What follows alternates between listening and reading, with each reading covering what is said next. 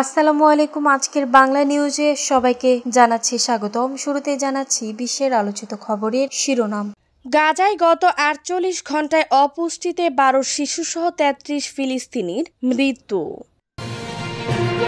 ইসরায়েলের যে কোনো সম্ভাব্য সামরিক হামলার জন্য ইরান সম্পূর্ণ প্রস্তুত, পারমাণবিক কর্মসূচি চলবে জানিয়েছেন আল জাজিরার সঙ্গে সাক্ষাৎকারে ইরানের প্রেসিডেন্ট মাসুদ পেজিশকিয়ান।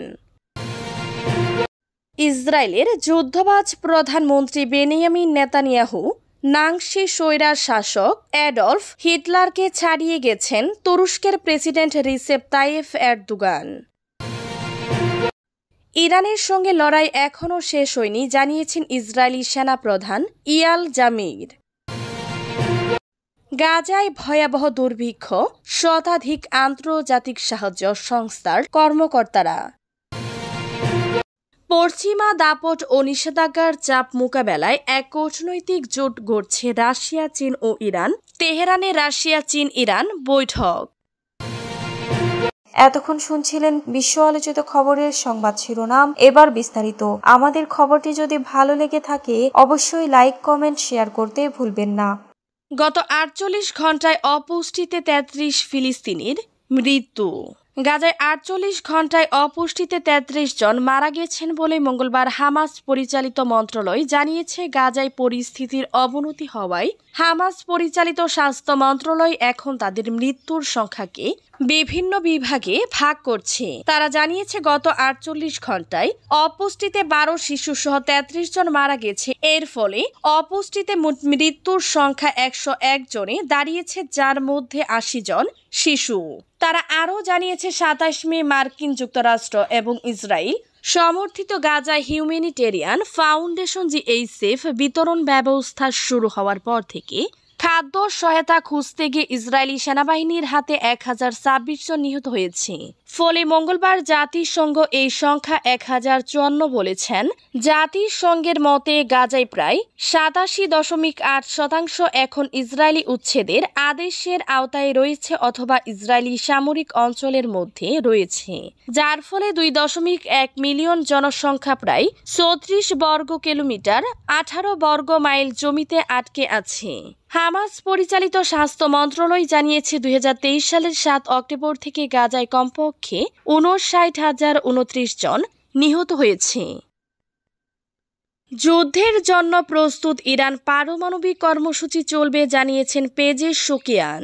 ইরানের প্রেসিডেন্ট মাসুদ পেজিশকিয়ান বলেছেন, ইসরায়েলের যে কোনো সম্ভাব্য সামরিক হামলার জন্য ইরান সম্পূর্ণ প্রস্তুত। সম্প্রতি আল জাজিরাকে দিয়ে এক বিশেষ সাক্ষাৎকারে তিনি বলেন, ১২ দিনের যুদ্ধে যুদ্ধবিরতি হলে তা স্থায়ী হবে এমন আশাবাদ ইরানের নেই।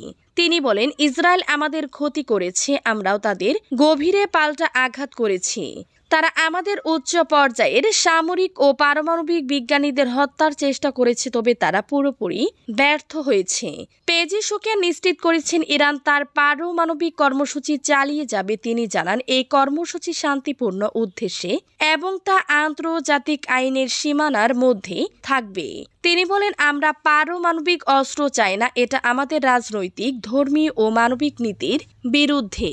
তবে কোনো ধরনের হুমকি বা চাপ ইরান মেনে নিবে না বলেও তিনি জানান। ইসরায়েলের আক্রমণের সময় যুক্তরাষ্ট্র ইরানের পারমাণবিক স্থাপনায় হামলা চালায়। এর জবাবে ইরান কাতারে অবস্থিত মার্কিন ঘাঁটি আল উদেইদে পাল্টা আঘাত আনে। পেজিশকিয়ান জানান, এটি কাতারকে লক্ষ্য করে ছিল না। তিনি কাতারের আমিরকে ফোন করে বিষয়টি ব্যাখ্যা করেছেন। নেতানিয়াহু হিটলারকেও ছাড়িয়ে গেছেন জানিয়েছেন এরদোগান। ইসরায়েলের যুদ্ধবাজ প্রধানমন্ত্রী বেনিয়ামিন নেতানিয়াহু নাংশি স্বৈরার শাসক অ্যাডলফ হিটলারকে ছাড়িয়ে গেছেন বলে মন্তব্য করেছেন তুরস্কের প্রেসিডেন্ট রিসেপ তাইয়েফ এরদোগান। বলেছেন, তিনি ২০ মাসে ৫৯,০০০-এর বেশি ফিলিস্তিনকে হত্যা করেছেন, যাদের বেশিরভাগই নারী ও শিশু রয়েছেন।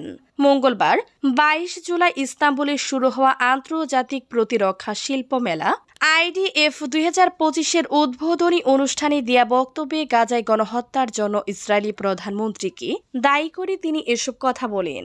খবর ডেইলি সাভাহর। এরদোগান বলেন, ফিলিস্তিনের অবরুদ্ধ গাজা ভূখণ্ডে গণহত্যা নিয়ে যারা নীরব থাকবে তারাই এর সঙ্গে জড়িত বলে মন্তব্য করেছেন। এছাড়া তুরস্ক আজ নিজের শক্তির উপর দাঁড়িয়ে নিজের প্রযুক্তিতে বিশ্বে পরিচিত হয়ে উঠছে বলে জানিয়েছেন তিনি।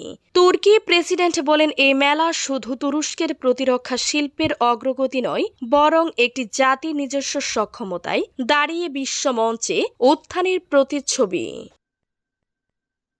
ইরানের সঙ্গে লড়াই এখনও শেষ হয়নি জানিয়েছেন ইসরায়েলি সেনাপ্রধান। ইসরায়েলি সেনাপ্রধান ইয়াল জামির ঘোষণা দিয়েছেন, ইরানের বিরুদ্ধে ইসরায়েলের যুদ্ধ এখনও শেষ হয়নি। মঙ্গলবার 22 জুলাই এক সামরিক মূল্যায়ন বৈঠকে দেয়া বক্তব্যে তিনি এই মন্তব্য করেন। বৈঠকের পর ইসরায়েলি সেনাবাহিনীর পক্ষ থেকে প্রকাশিত এক বিবৃতিতে বিষয়টি নিশ্চিত করা হয়। খবর আনাদোলুর। জামির বলেন, ইরান ও তাদের মিত্রদের এখনও ইসরায়েলের জন্য হুমকি হিসেবে বিবেচনা করা হচ্ছে। আমাদের অভিযান চলছে এবং তা শেষ হয়নি।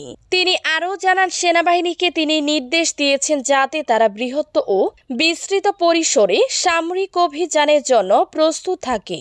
সেনাপ্রধান গাজা উপত্যকায় চলমান যুদ্ধ নিয়েও মত দেন। তিনি একে ইসরায়েলি সেনাবাহিনীর ইতিহাসে অন্যতম জটিল ও কঠিন যুদ্ধ হিসেবে অভিহিত করেন।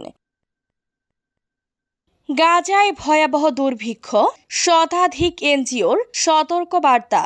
মার্কিন শীর্ষদূত স্টিভ উইটকফের ইউরোপ সফরের আগে শতাধিক আন্তর্জাতিক সাহায্য সংস্থা বুধবার সতর্ক করে জানিয়েছে, গাজায় ভয়াবহ দুর্ভিক্ষ ছড়িয়ে পড়ছে। উইটকফের এই সফরে যুদ্ধবিরতি ও ত্রাণ করিডর নিয়ে আলোচনা হওয়ার কথা রয়েছে। জেরুজালেম থেকে বার্তা সংস্থা AFP জানিয়েছে, 21 মাস ধরে চলা সংঘাতে ইসরায়েলের বিরুদ্ধে ক্রমবর্ধমান আন্তর্জাতিক চাপ সৃষ্টি হচ্ছে। গাজার 20 লাখের বেশি মানুষ ভয়াবহ খাদ্য সংকট সহ নিত্য প্রয়োজনীয় জিনিসপত্রের ঘাটতির মুখে পড়েছে। জাতিসংঘ মঙ্গলবার জানিয়েছে, গত মে মাসের শেষ দিকে যুক্তরাষ্ট্র ও ইসরায়েল সমর্থিত গাজা হিউম্যানিটারিয়ান ফাউন্ডেশন GHF নামে নতুন সহায়তা উদ্যোগ চালুর পর থেকে জাতিসংঘের ত্রাণ কার্যক্রম প্রায় অচল হয়ে পড়ে। GHF থেকে ত্রাণ নিতে গিয়ে ইসরায়েলি বাহিনীর গুলিতে 1000-এর বেশি ফিলিস্তিনি নিহত হওয়ার কথাও জানায় সংস্থাটি।